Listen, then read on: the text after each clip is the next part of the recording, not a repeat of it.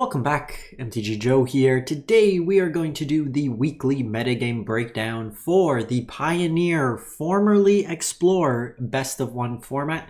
We're going to look at what the top decks from Diamond to Mythic rank are, kind of the distribution of decks, as well as the win rates themselves. As always, we're getting this data from UntappedGG, companion tool that runs alongside Arena's client. Tracks your own win rates, aggregates it with other users, gives us the stats we'll be looking at today. If you want to use Untapped, the link is in the video description. In the video description as well, you will find all these deck lists, timestamped and easily importable through links, as well as just kind of ways you can support the channel as well found there. So let's jump into it. We have Pioneer data, Diamond and Mythic rank. In terms of the distribution, so this is the volume of decks played. Rakdos Aggro is representing 17%. Now this is really mono red Leyline with the fling package.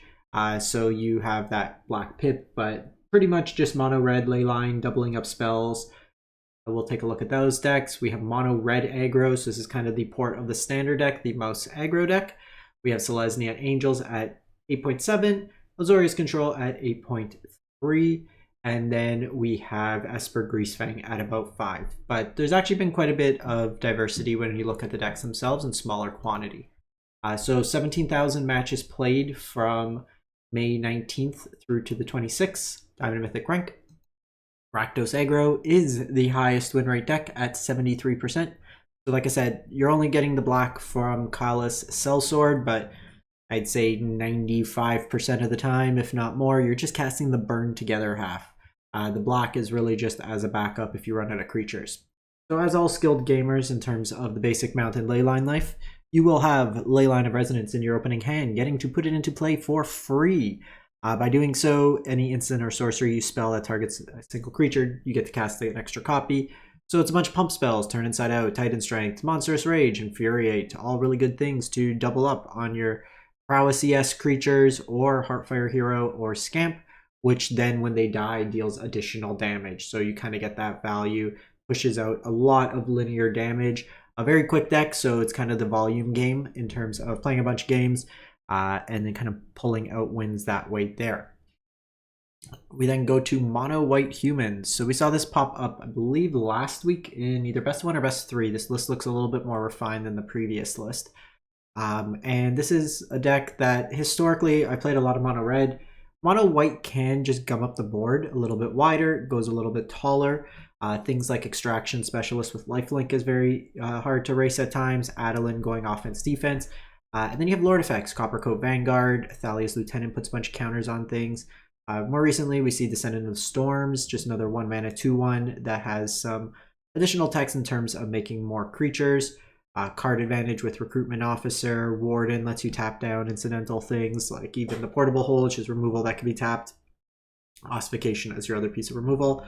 You have Mutavault in the mana base. Cool trick to keep in mind. If you have Thalia's Lieutenant, like trigger on the stack, you can animate your Mutavault. It counts as a human, so you can put counters on it as well. A lot of good utility lands in this deck. Moving on, Azorius Control, just a shade fraction under 69%.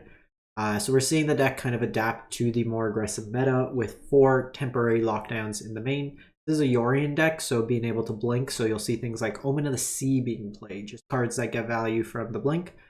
We have Stock Up full set, just helping you dig into various answers. March of the Otherworldly Light is the only one-ish mana removal. Vetoes, Get Lost, No More Lies, just a bunch of cheap interaction. Card advantage with Memory Deluge. 3 Farewells, 3 Verdicts, and then you're winning the game with like the Bezas, the Wandering Emperors, Teferi Tux, or just in your mana base, you have Fountain Port, Restless Anchorage, and Hall of the Storm Giant. So control the game, and then eventually win through one of your lands, or your opponent's hopes and dreams being crushed. So it's called Azorius Spirits, kind of Azorius Flash Flyers, 69%. So this deck here, you have Errant Ingiata, which is kind of the vibe of the deck, if you would. So Flash Flying, you can play cards from the top of your library if they have Flash or Flying, so it lets you kind of get virtual card advantage. Spell Queller's a pseudo counter spell, Brazen Borrow's removal, and just or like Tempo Bounce, and then a creature to come into play and attack. You have Malcolm that can eventually free cast or just loot through your deck. Very Mastermind draws off your opponent's draws. You have bounce in the form of like Flood Moth to complement the Brazen Borer. Sheltered by Ghost is removal. Sleep Curse Fairy plays really nice with Sheltered. Play on 1, you play this here. Ward 4 is hard to deal with. And then Slip Out the Back as protection. Lofty Denial as scalable counter. Don't necessarily love Icing Death. It's kind of overcosted. I would probably just play something a little bit lower on curve.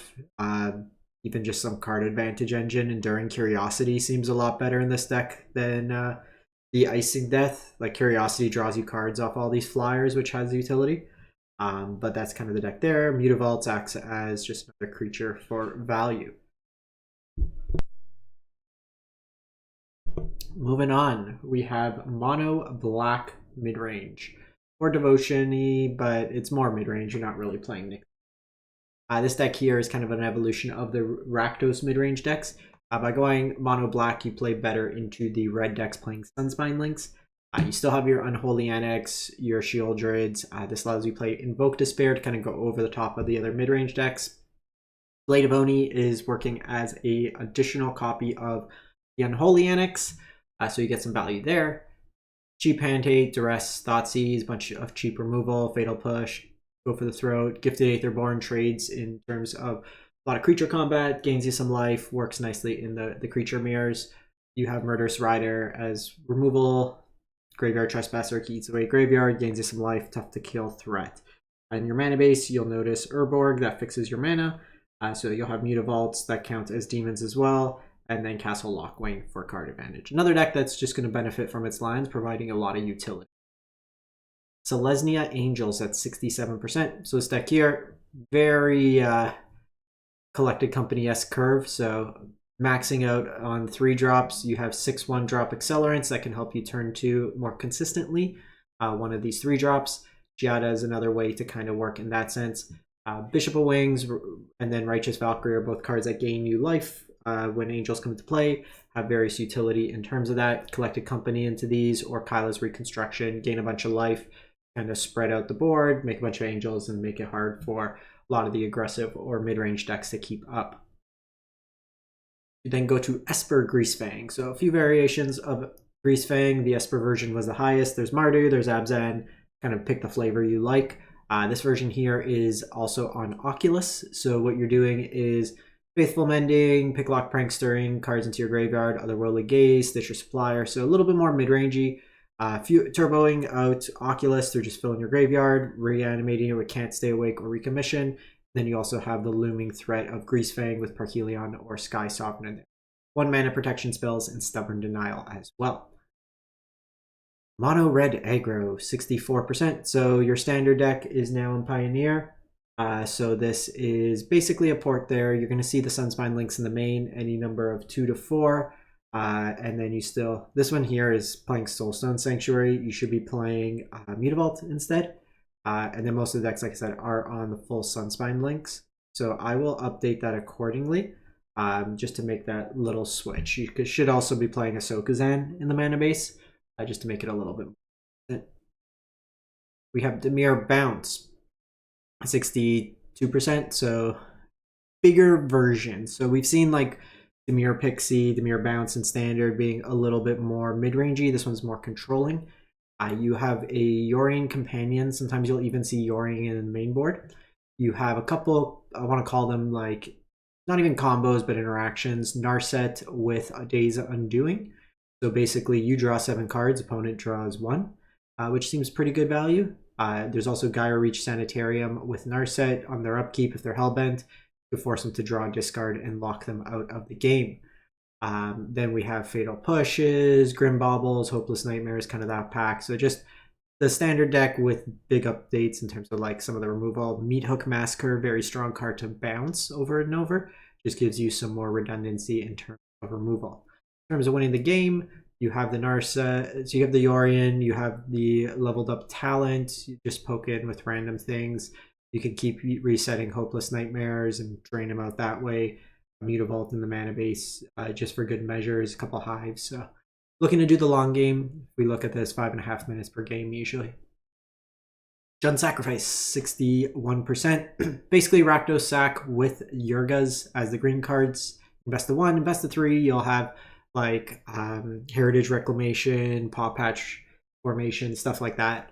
But basically, with Yurga, 2 cats in play, or 2 cats in your graveyard in play, you can create a loop where they enter and sack themselves to each other, and you infinitely drain your opponent, mill your opponent out with like Scavenger's Talents. Also helps enable the combo and reanimates.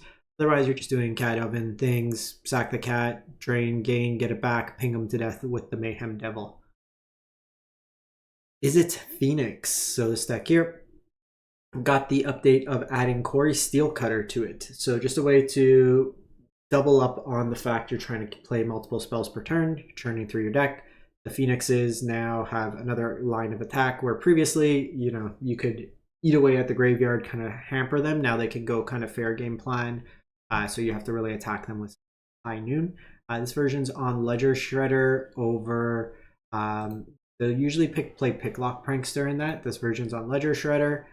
We have Artist Talent in here. It's usually a little bit more of a 4 of, so it's kind of just mixing between that. This version's respecting aggro a little bit more. Shredder plays better into the creature aggro decks, and then going full Torch to Towers, full Lightning Axe, full Fiery Impulse to deal with the aggressive deck. And lastly, we have Gruul Delirium in this form. 59%, interesting build. So we have Narwhal Dryad, 1 mana, Death Touch. If it has Delirium, it's a 3/3 Death Touch for 1. Paw Patch Beastie, Seed of Hope mills you, Torches in here, Obliterating Bolts, just kind of turning through. You haste out a bunch of things with Breakout. The Realm Breaker can animate lands as well as mill you over, and then Baldur's Strayed Worm is a creature that can come back from your graveyard. For 4 mana, you basically get a 5/5 Trample Beast, which is pretty good value. And then just kind of improved mana base compared to the standard.